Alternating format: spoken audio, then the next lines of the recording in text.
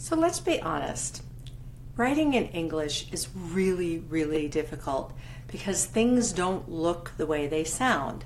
And so whether English is your first language or your second or your fourth, it's kind of hard sometimes. And so one of the really great tools that we like to use is called Grammarly.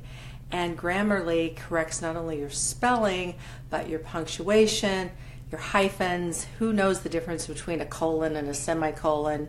Okay, we're not even going to go there. But this is really going to help you polish your writing. And so I want to show you, I put a text example. This was a listing.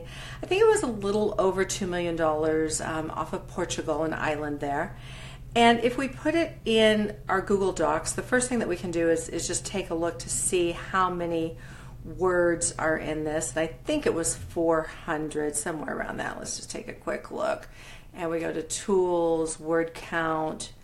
Yeah, so let's call that 400. And according to Google, there are 8 mistakes. And it's going to tell us what those are, and we can run a spell check.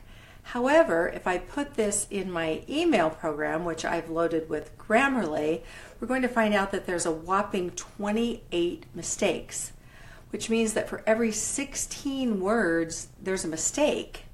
Now, I don't know how you feel, but I can make enough mistakes without these kinds. So this is a really easy thing to fix, and I want to just sort of show you how it works. And the thing that I love about it is that it's so fast. So you just click on it, and it tells you what you've done wrong, a hyphen, who would ever know that?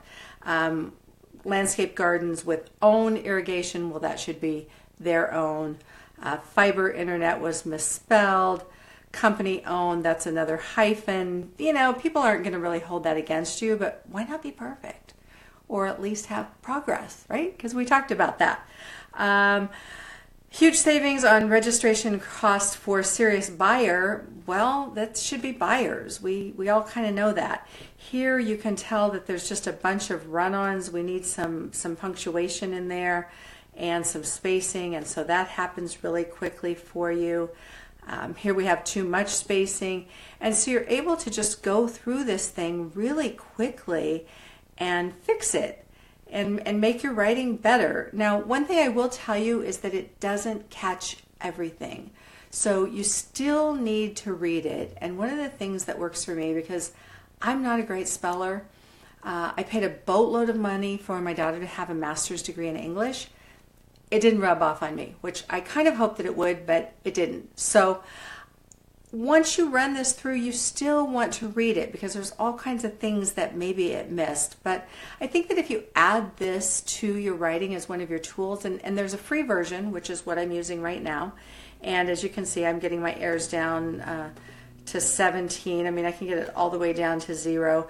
There's also a paid version, which will tell you if you're using run-on sentences, which I'm the queen of. I tend to do that all the time. It will tell you if you're using words that aren't really necessary. And it's also going to tell you something else that's super exciting, but we're going to make that in another video.